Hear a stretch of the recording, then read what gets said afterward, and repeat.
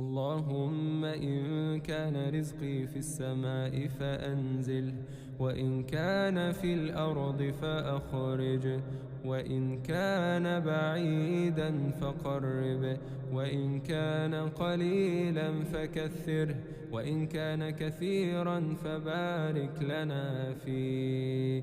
اللهم متعنا براحة البال وصلاح الحال وقبول الأعمال، وأنعم علينا بصحة الأبدان، واكفنا شر الإنس والجان.